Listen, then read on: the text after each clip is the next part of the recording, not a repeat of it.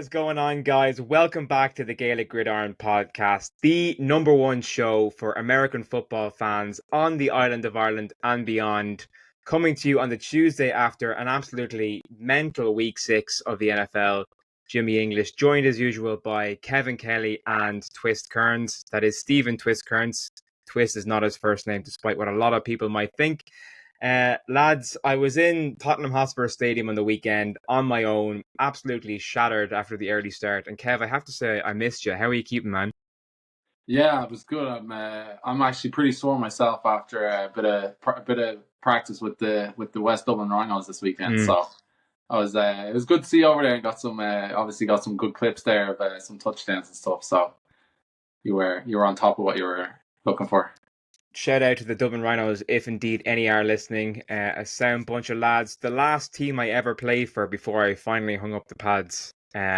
Twist, we might have to get you out of retirement to join Kev out there in Castleknock someday. I know you've been threatening to come back, although personally I don't think your knees are up to it, if I'm being honest. No, the knees are. The spirit is willing, the body is weak. But the desire to play one season on a team against the Rhinos just so I can hit Kev a couple of times is calling to me.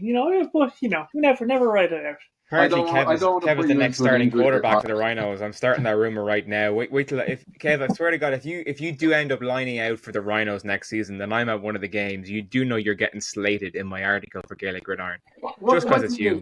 What do you mean if? There's no ifs, ands, or buts about it. Lads, look, obviously there's a lot going on in the NFL. One thing I do want to start with, because unfortunately it is Jets related once again, and I know we started last week's show with the news about Robert Saleh getting fired. But this week I suppose it's a bit more positive for the Jets and for Jets fans, because to nobody's surprise, Davante Adams has signed. He's been acquired by the Jets in a trade from the Raiders. And Kev, I mean, it wasn't really a surprise when the news broke. I mean, it was more so a case of if he was going to go anywhere, he was going to go to the Jets, right? Yeah, obviously, like I said, it wasn't that much of a surprise. But to be honest with you, the whole situation is it's bothering me to my core, because it's this could have happened at any other time. What was the hold up here? It's everyone knew it was going to happen. Why did Saleh have to get fired first? Why did that whole week of controversy have to happen, where the Jets are consistently in the news, Aaron Rodgers is consistently in the news, then he goes on Pat McAfee, and then all of a sudden over his shoulder pops out Davante Adams. It's just it's something about it just is rubbing me the wrong way, and it's just the Jets wanting to be in the line. Not even the Jets. That's a stretch. It's Aaron Rodgers just wanting to be in the spotlight all the time. You got beat last night. Let's not forget that. They got beat last night. And, it's the same old Jets. And it's not going to change now because Aaron Rodgers and his buddy are back together. That's... Twist, obviously, I'm heading to Pittsburgh this weekend for the game against the Jets on Sunday Night Football. Davante Adams arrived in New York today. He had his physical. Apparently, it's all signed, sealed, and delivered. Do we see him make his debut for Gang Green on Sunday night against the Steelers, or is he going to...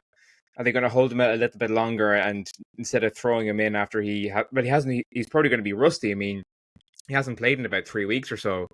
And it might take a while for that connection with Rodgers to kind of reform. Well, I will start off by saying, quote unquote, hamstring issues. I don't think there was hamstring issues. I think it was Davante Adams having a bit of a holdout or hold in temper tantrum, whatever you want to call it. He wanted out of Las Vegas. He had been in Oakland for a while. He wanted out of Vegas, even though he wanted to go there originally. Of all places, it was obvious he was going to go back to Rodgers. I think there is a strong enough chance that he would end up playing against the Steelers in Sunday Night Football, purely because, he hasn't played snaps in a couple of weeks, but him and Rodgers are buddy-buddy. That connect, when you have a connection like that, I'll use the example of Roethlisberger and Antonio Brown. It doesn't matter how many weeks Brown would have missed due to injury. When he came back, it was like him and Roethlisberger were playing all that time regardless. There's just a connection. Two players develop that have played together that long, they'll keep it. So I wouldn't be surprised if you don't see him even in a limited capacity against the Steelers. But, on Kev's point, it does seem like almost WWE-esque scripted sort of stuff. As people joke about the NFL being scripted, and they do those skits at the start of the season. It's not beyond the realms of possibility that Roger Goodell is in behind the scenes pulling the strings, and there is, in fact, I mean, it's like I'm only messing, really, but like it is an entertainment industry, so I mean, it kind of feeds into the whole wackiness of what we've seen so far this season. But just to finish off my point there, it doesn't really matter if Davante Adams is on the Jets. I don't think the Jets are going to the playoffs. They're not making a push for the division. They'll probably finish maybe 7-10 with Davante Adams if they're lucky, because they still have an absolute abysmal offensive coordinator. They fired Saleh, who is a great coach. He was hamstrung by a terrible offensive coordinator. And if he had have been in a situation like, for example, Mike Tomlin was hamstrung by Matt Canada for nearly 3 seasons, the Steelers didn't fire him because they realized he's a good coach. It was Matt Canada was the problem. The Jets went the other way and fired the head coach and kept the awful offensive coordinator. So I don't see the Jets, suddenly being Super Bowl contenders. Although some pundits have said more offensive production.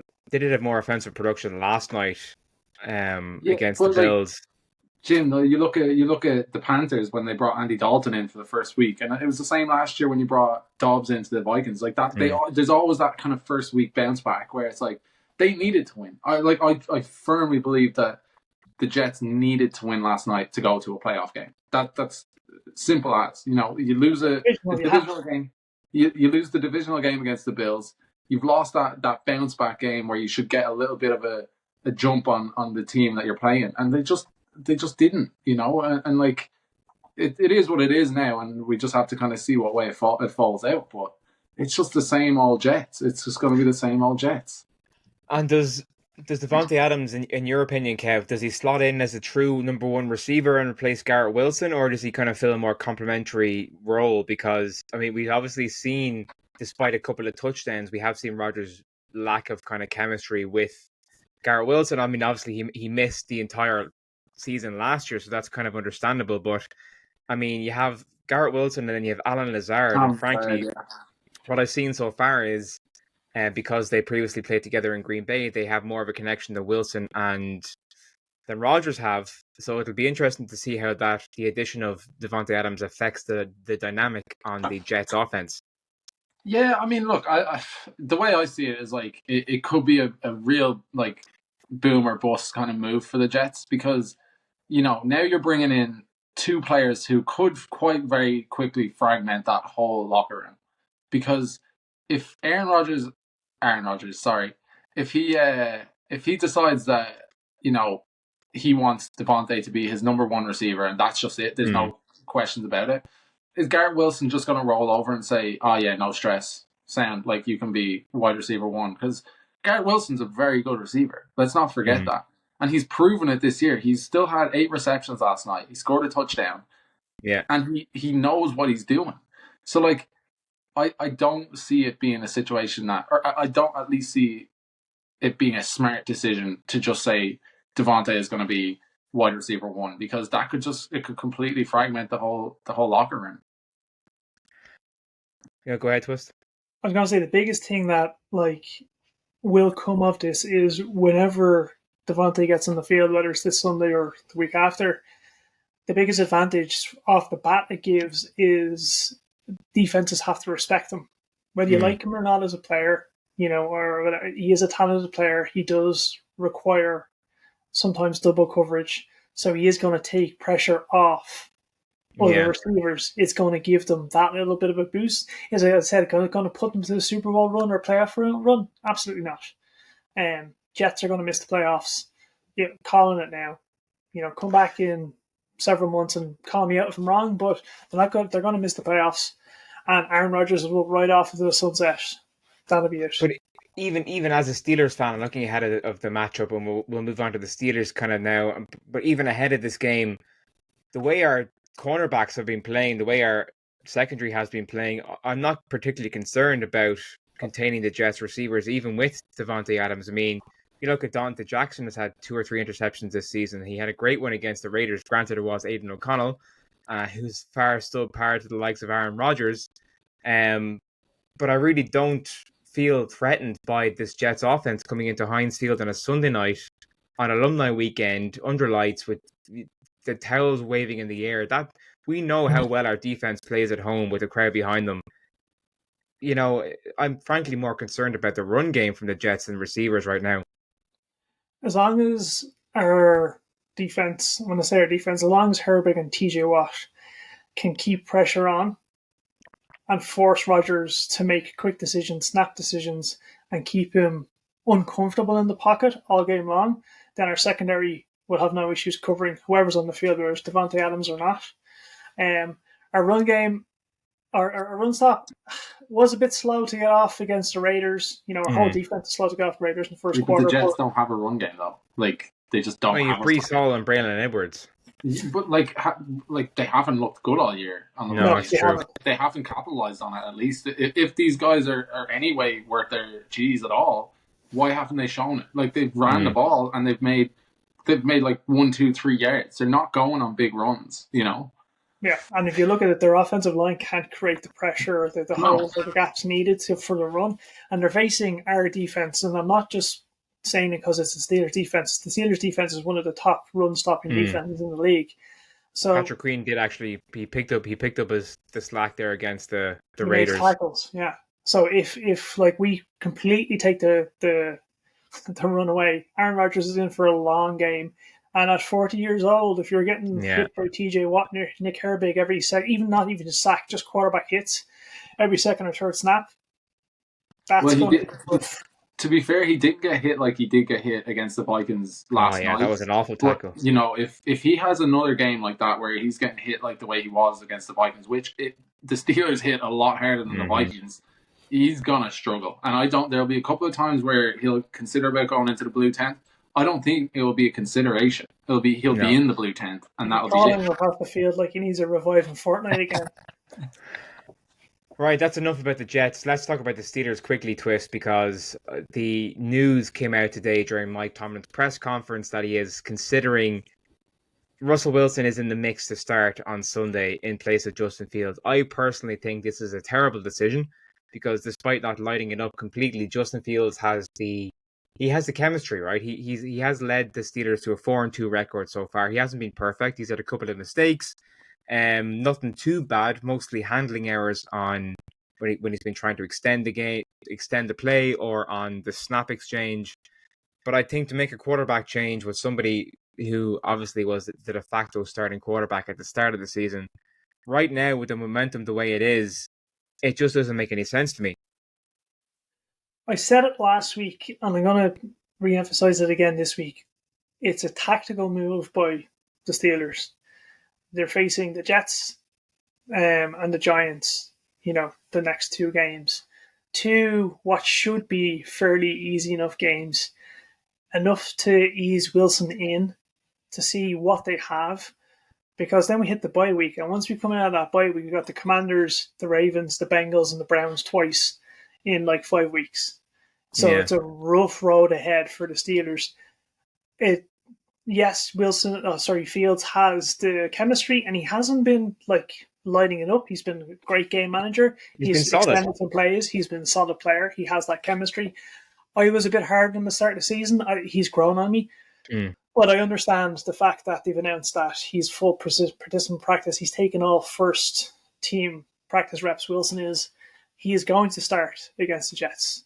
Whatever anyone else says, he's going to start against the Jets, and I can understand why. You give him those 2 games.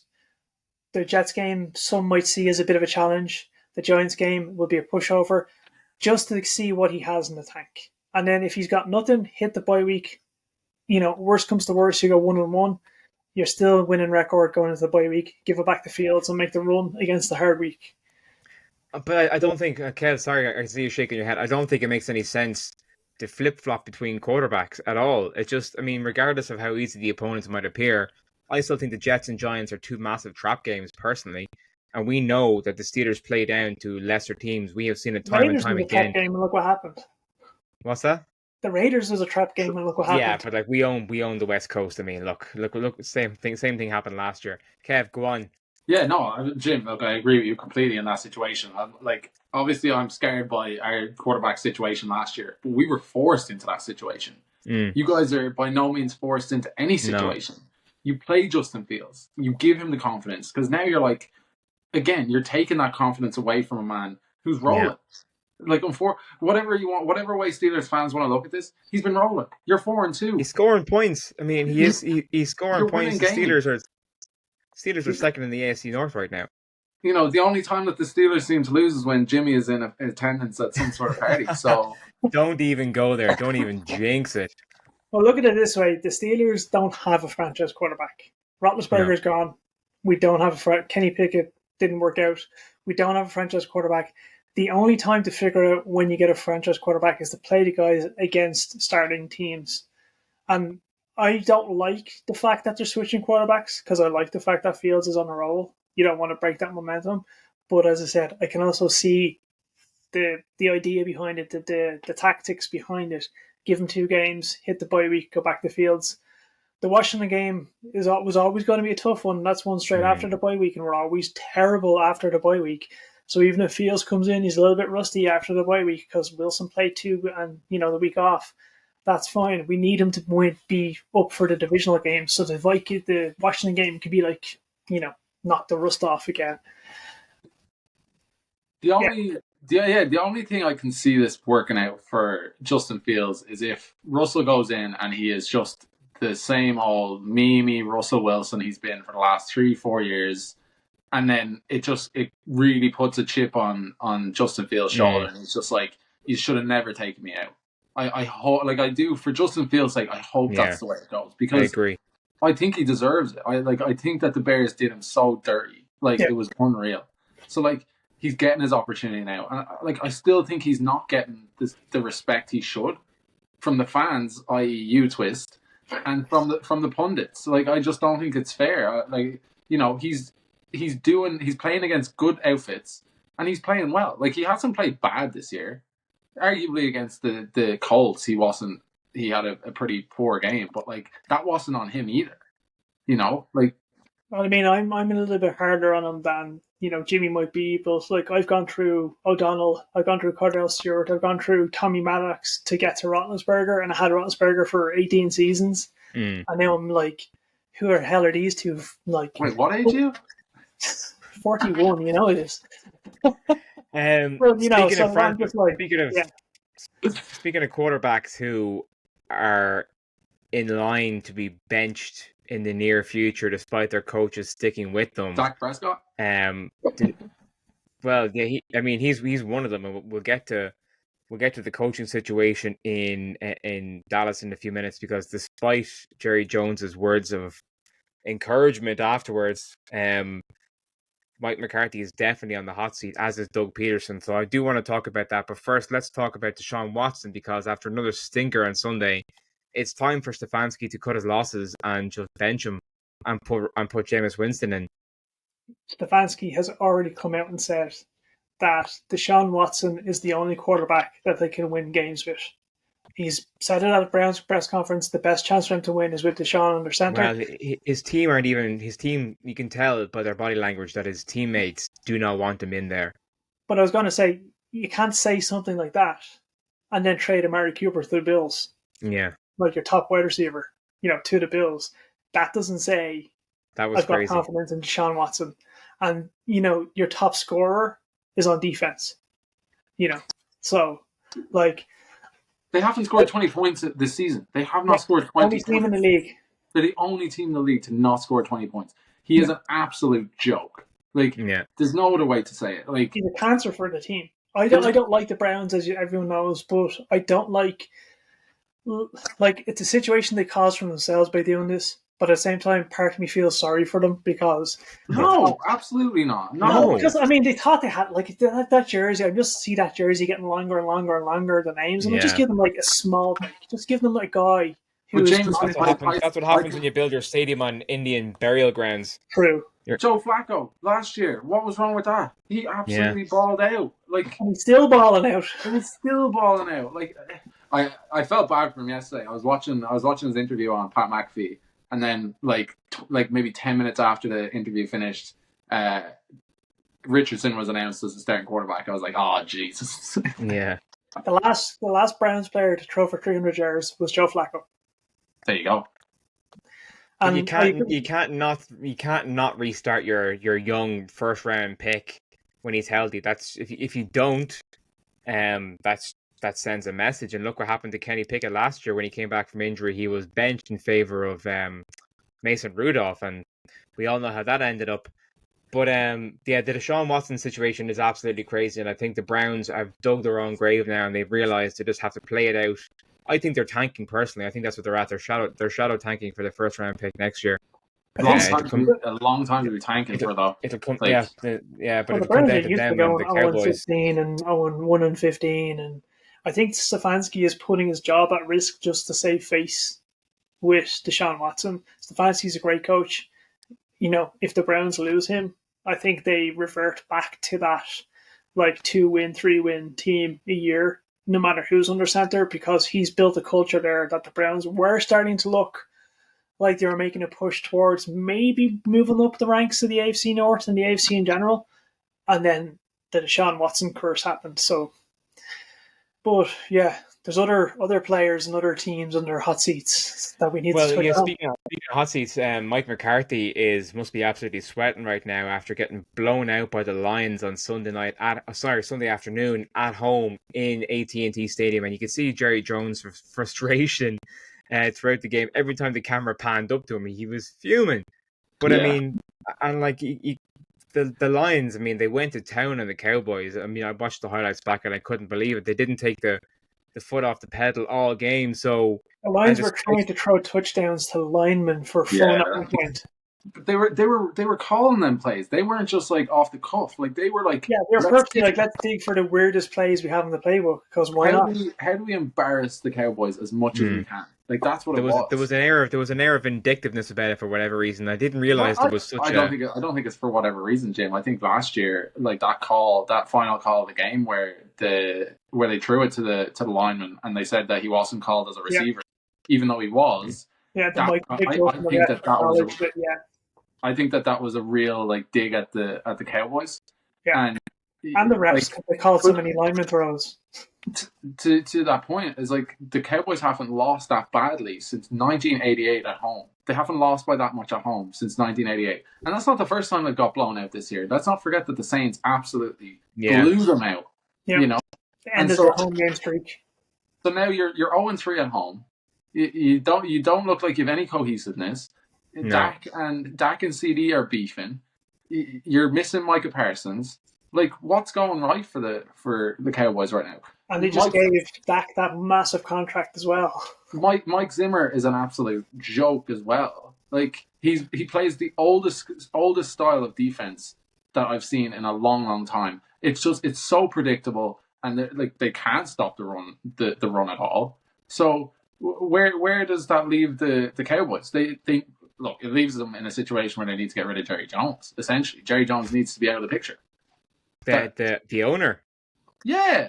Yeah, I think Jerry Jones, Cowboys faithful love him and whatnot, but he is a drain on the fandom and the team. He's very reluctant to sign contracts. When he does sign contracts, he gives them stupid money. For example, Zeke, they're still paying off his contract, and they're paying his new one as well. He's back with the team. He's back with the team, so he's paying him twice. Jerry Jones is on the Dallas Cowboys official radio thing, and the interviewer asked him a question, and Jerry Jones is threatened to fire him and replace him with a different guy because how dare you ask me questions about the team? That's his job.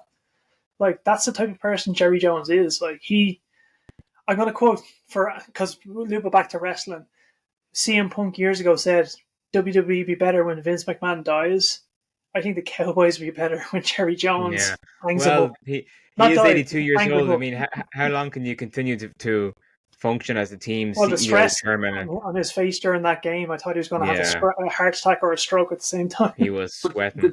The difference here is I think that you look at Robert Kraft and Bill Belichick, right, at the Patriots. Obviously, Robert Kraft had a similar type of say in what happened with the team and especially with drafting, signing contracts, all of that.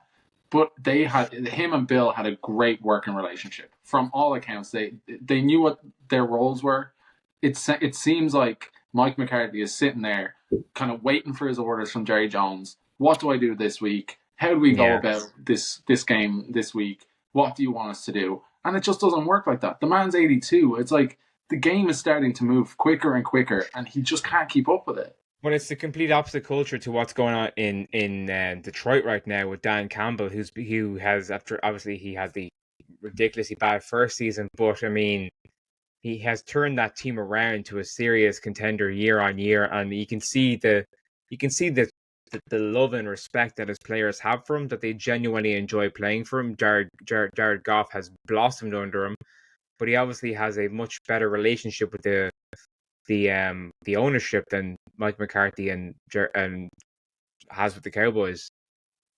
Well, he stayed like with the Lions at least. Like the owners stay out of the way. Like they at least when it comes to game day, when it comes to play calling, when it comes to the voice of the team. Who's the voice of the Lions? It is Dan Campbell. And it's a very, very strong voice.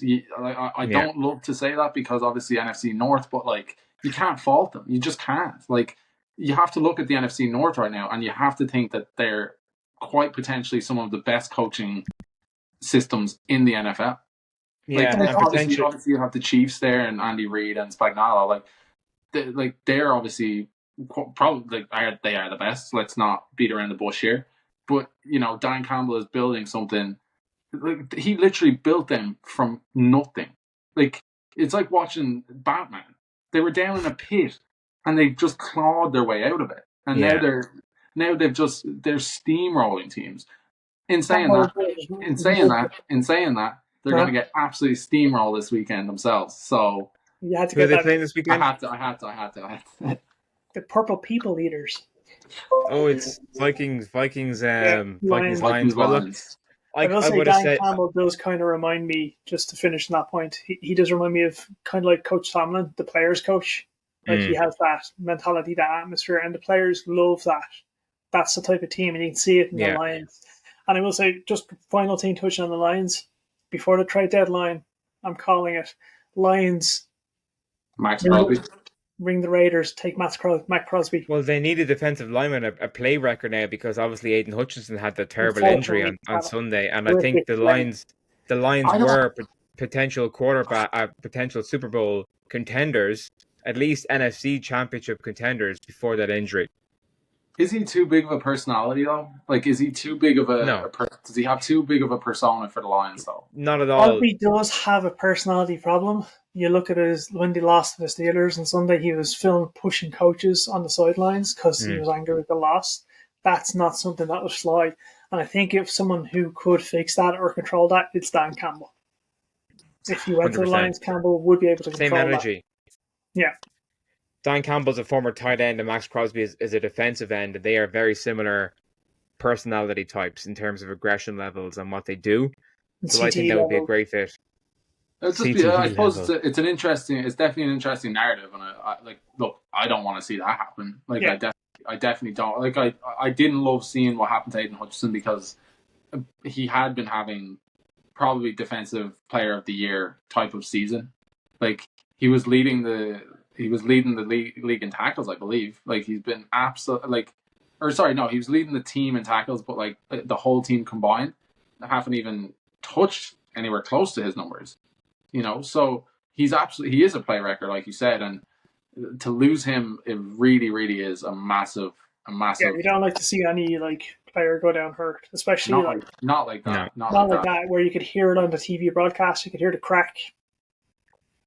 No. And so, yeah, I mean, you have to feel like sometimes the Lions might be the bearers of bad luck. I mean, look how well things were going until that happened. One more, I suppose, parallel I want to touch on between a team that's rolling right now and a team that's not rolling right now, and also has the potential of a head coach getting left behind in London next week on the tarmac if they lose to the Patriots in Wembley Stadium. The Jags and Bears in Tottenham on Sunday. Another fantastic atmosphere, I have to say. Wembley. The game this weekend's in Wembley. The game last weekend was in Tottenham. You said they're playing this weekend in Wembley. Yeah, they are. The Jags and No, Pats are sorry, playing sorry. this You week. said they're playing. Yeah, don't be interrupting me when I'm getting things right. The cheek you. So, as I was saying, a fantastic atmosphere inside Tottenham Hotspur Stadium. The Bears fans travelled in their droves, which is great to see, similar to what the Vikings did the weekend before. There was even some Mike Ditka impersonators around the place, so that was cool to see, mustaches and all. But I mean, Kev, for two players who have similar skill sets and were drafted in a similar position, Trevor Lawrence hasn't quite worked out as well as Caleb Williams appears to have worked out. I mean, I watched it with my own two eyes. Caleb Williams was having a ball on Sunday. I mean, he was sensing pressure. He was rolling out. He was throwing receivers open. He had two touchdowns to Cole Kmet, two absolute beauties of touchdowns to Cole Kmet, and it was just night and day between the Bears and the Jags. Yeah, I mean, look, it was definitely interesting to see based on the fact that the Jags have been like, I think 16-3 after playing in London. Mm. Like they this is usually where they kind of hit the ground running and they're like, all right, this is where we start to like claw back the season a little bit. They looked abysmal this weekend, and so bad. To be honest with you, I'm still gonna say it again. I've said it for about 3 weeks in a row. I'm not bought in on the Bears just because they haven't played a really, really physical, like fast playing team. They haven't played a team that's really up to speed just yet. So it'll be interesting now to see when they actually line up against an outfit that can match them, to see how, because like obviously the first I think it was 2 weeks of the season, I mean, Caleb Williams looked like a complete bust. So yeah, look, I mean, Trevor Lawrence is still a good quarterback. I truly believe that. I think just the Jags are on kind of a downwards spiral at the minute, and they can't seem to get out of their own way. Yeah, like it's unfortunate, but you know it does happen every now and again. And maybe Doug Peterson's time is up at the Jags. Maybe this just is a natural certainly coming to think an end. if they lose to the Pats in the state of the Pats this weekend in Wembley, Doug Peterson's done. Hey, listen, I don't think that the Pats looked terrible. I was watching the game up in McGowan's, and I just didn't think that they looked as bad as, like, look, they were playing the Texans. Like, it wasn't like an easy game for them by any means, you know. But like Drake May looked, I think, really well. Like, he looked really good. He was running the ball. He threw quite well. He took some hits, but he got back up and he just started two touchdowns, 2 interceptions, I believe. Yeah, I mean, look, I don't think it was. I don't think it was by any means a bad first game for him. No, I think that okay. there's only hope for the Patriots, and you know, I hope they win, and I hope they beat the Jags this week, because I think that they need it. I think the Jags need it. You know, I think Doug Peterson's time is up there. He's just come to a natural end. You know, so definitely going to be an interesting one this weekend, and I'm looking forward to it. Yeah, with May coming out, like, it was his first actual start. He had done some like mop up duty the past couple of weeks for the Patriots, but he came out. He looked good. He looked confident. He looked like a starter. So like the Patriots saying we wanted to wait till he was ready, and he was ready, and we were all like, oh, he's not ready. He does actually look ready. He does look like, you know, he's a couple of mistakes, yeah, but that's a rookie quarterback. I think they're going to go to London. They're going to beat the Jags. They're going to leave. Doug Peterson's going to rent a place in London because that's his permanent residence. I mean, it's crazy though that Doug Peterson won a Super Bowl in Philadelphia. People forget that, with Nick Foles as his quarterback. Yeah. One of the most iconic plays in all the Super Bowl history. The Philly special. I mean, it is. You ask like even people who hate the Eagles like myself. I mean, that was one of the coolest plays ever. I mean, what has happened to that man who has won a Super Bowl?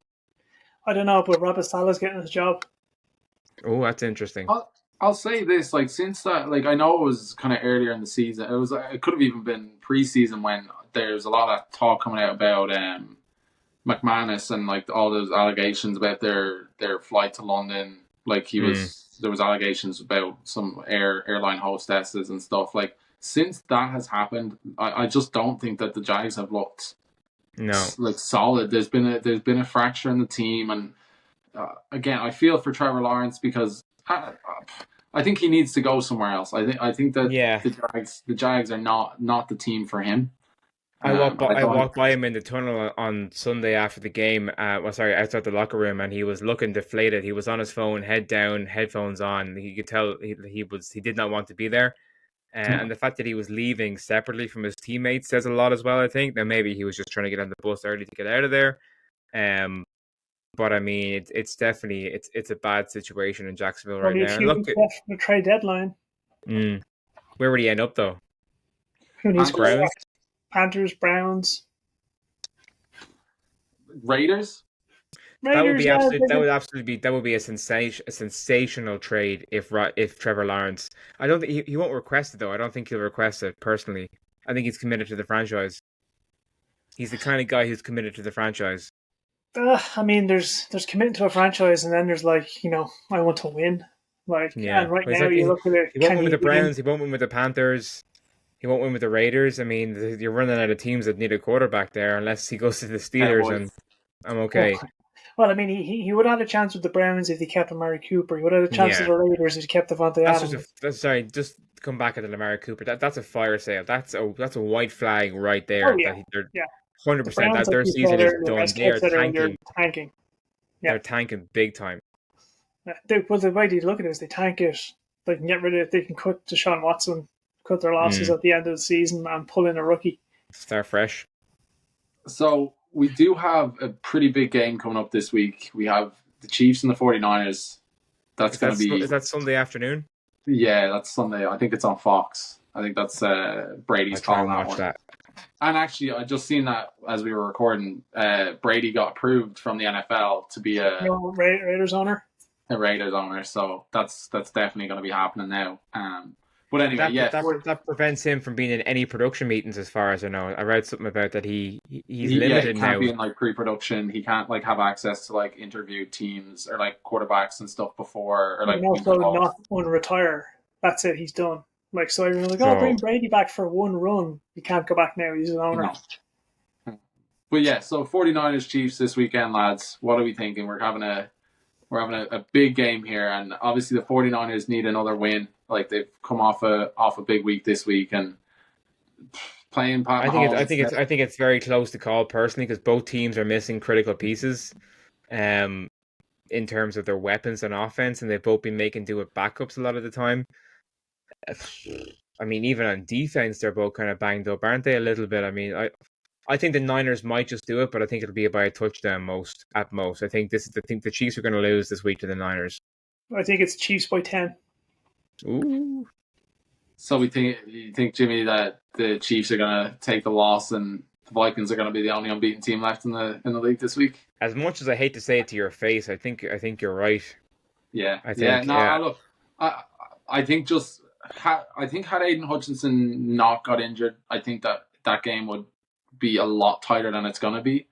I think with us getting TJ Hawkinson back this week also, Aaron Jones is back. He's not, like, his hip is all healed up. Like, did I do it again? You did. But yeah, so look, we have our full offense back. Our defense, just listening to the lads in the locker room this week after practice yesterday, everyone's just like, we're just going 1-0. We're just going 1-0. Let everybody talk, because people are still talking. People are still chirping at the Vikings, and I'm just like, you're talking at us from 2-4 here. Like, we're 5-0. Yeah. Get out of my face. I kind of hope that the Vikings go out and they win, and they win convincingly, purely because I like the narrative that's going around that Sam Darnold is in running for MVP. He's not able to qualify for Comeback Player of the Year. I was reading an article about it. Some BS as the way why is that? It's the way they were told to vote after the whole Damar Hamlin situation. They were told to change the voting prospects, like, with Flacco getting it over Hamlin and stuff like that. Yeah. Because Flacco technically wasn't comeback player. He was like not out. He wasn't severely injured, etc. like that. So Darnold can't win that, but he's definitely in the running for MVP. Like, look at it this way: where would the Vikings? Nobody knows where the Vikings would be without Sam Darnold right now. JJ McCarthy, if he didn't get hurt, they could be 5-0 still. But if JJ McCarthy got hurt and they had Nick Mullins in instead, you started Nick Mullins and you didn't have Darnold, you may be 1-5. I will say this though, Nick Mullins did come into the game last week and had literally had one snap, and he threw Yeah, great pass to a running back. an absolute fireball down to Aaron Jones, and like we ended up losing that ball and nearly going down and conceding a touchdown. But Nick Mullins came in, stepped in, and I think that goes to speak like on how cohesive that group is right now, and just how well they are playing. Is that like they click, like no matter who's in, no matter who is leading that team. I think that everybody is on the same page, and again, similar thing in the Lions organization there. I think that they're similar. Everyone's on the same page, and let's be honest. I think that they're the two teams that look the best in terms of how they're playing, and just on both sides of the ball. You still look at the Chiefs, and you're like, there's pieces missing there. They look sloppy here and there. They're still finding ways to win, though. I mean, Patrick Mahomes is still finding ways to win. 100%, Jim. You're completely right. Like, they are winning. That's scary. That's a scary prospect, because you're like, what happens when they do click? And so I do have to wonder. This weekend is going to, I think, blow the whole league open for a lot of people. I think we'll come out with a lot of talking points next Tuesday. So really, really looking forward to this weekend. And Jim, I hope you have a good time, and I hope you come away with a win, because I'm going to have an absolute blast in Pittsburgh, lads. I might not come back. I'm not going to lie. I might just stay over there and work for the Steelers. That would be the dream. I will say one thing on your trip to Pittsburgh. If you hear them announce that Tristan Jarry is starting a goaltender for the Pittsburgh Penguins against the Hurricanes, get ready for a loss. Honestly, I'm just going to enjoy my first ever ice hockey game. That's going to be insane. It's going to be wild. Twist is like the Steelers, like, or the Pittsburgh, like, witch doctor. I'm wearing my Steel City, like, hockey kid jersey, t-shirt. All right, boys. I will talk to you later on. Enjoy the football this weekend. I'll be watching Thursday night football at a normal hour at 8 o'clock in the evening for a change, which is going to be interesting. I don't even know who's playing. Don't really care. It's going to be great crack. We're going to be in a bar in Pittsburgh watching football at a reasonable hour. It does not get any better than that. Lads, have a good week, and I'll talk to you soon.